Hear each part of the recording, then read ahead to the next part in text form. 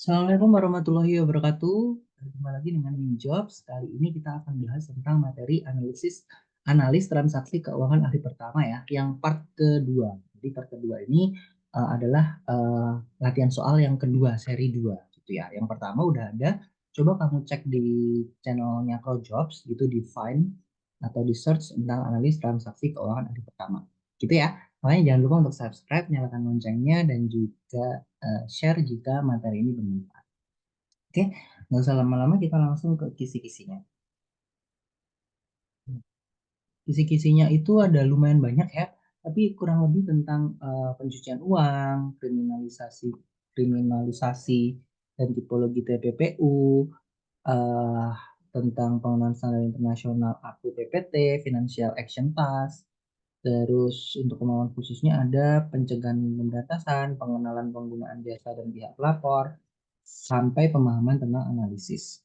Nah, next, kita akan latihan soal ya. Yang pertama, apa sanksi yang mungkin diterapkan dalam kerangka rezim APU PPT terhadap lembaga dan individu yang melanggar ketentuan pencegahan pencucian uang dan pendanaan terorisme?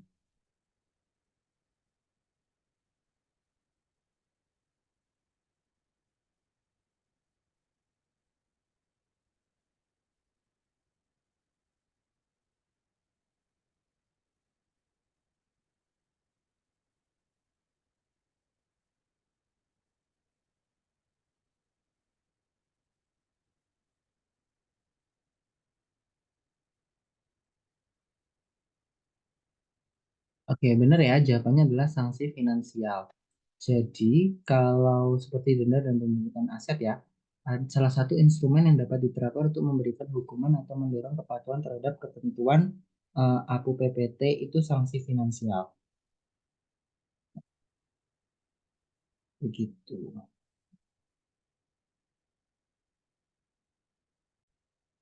Lanjut soal nomor 2, mengapa rezim APU PPT dianggap penting dalam konteks keamanan global? Jawabannya adalah ya, benar ya, untuk mencegah penyalahgunaan dana dalam aktivitas ilegal. Rezim APU PPT memiliki peran krusial dalam mencegah penyalahgunaan dana untuk aktivitas ilegal seperti pencucian uang dan pendanaan terorisme. Peran utama lembaga pemerintah dalam rezim APU PPT adalah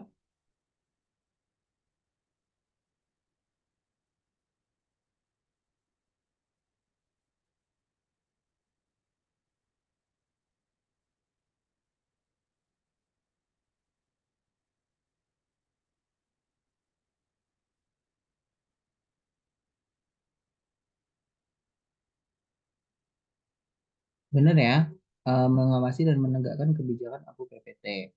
Lembaga pemerintah mengawasi dan menegakkan kebijakan PPT termasuk regulasi terkait pencegahan pencucian uang dan pendanaan terorisme.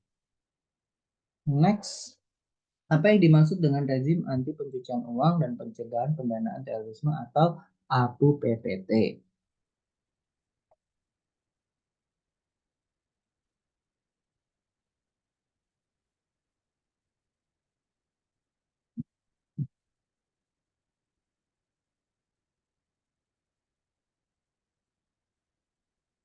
Ya, benar ya, tentang serangkaian tindakan untuk mencegah dan menghentikan pencucian uang serta pendanaan terorisme. Nah, TPPU dalam konteks hukum pidana adalah, udah pasti tahu ya ini. Ya, benar, jawabannya adalah tindak pidana pencucian uang. Seperti itu. Praktek ilegal untuk menyamarkan asal-usul dana yang diperoleh dari kegiatan kriminal. Apa yang menjadi tujuan kriminalisasi TPPU dalam sistem hukum?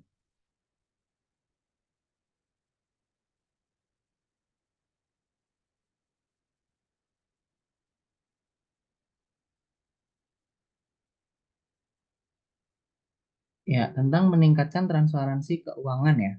Gitu. Jadi, kriminalisasi TPPU, tindak pidana pencucian uang itu tujuannya meningkatkan transparansi keuangan dengan menghukum praktek pencucian uang sehingga mencegah dan mengurangi risiko kejahatan keuangan. Gitu ya. Tipologi TPPU adalah ya benar ya, jenis-jenis kejahatan keuangan. Gitu ya. Apa dampak dari TPPU terhadap perekonomian dan keuangan suatu negara?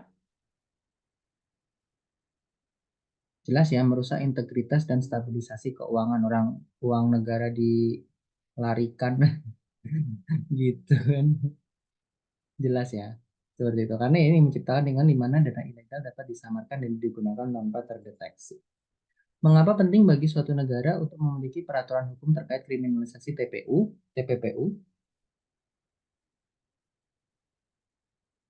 Jelas ya, untuk mencegah dan mengatasi praktek pencucian uang. Kalau nggak ada, negara itu pasti bisa, uang-uang negara itu bisa mengalami praktek pencucian uang. Selain itu juga melindungi integritas sistem keuangan dan mendukung keamanan nasional dan internasional. Apa perbedaan utama antara konsep APU, anti pencucian uang, dan pencegahan pendanaan terorisme dalam kerangka rezim APU PPT?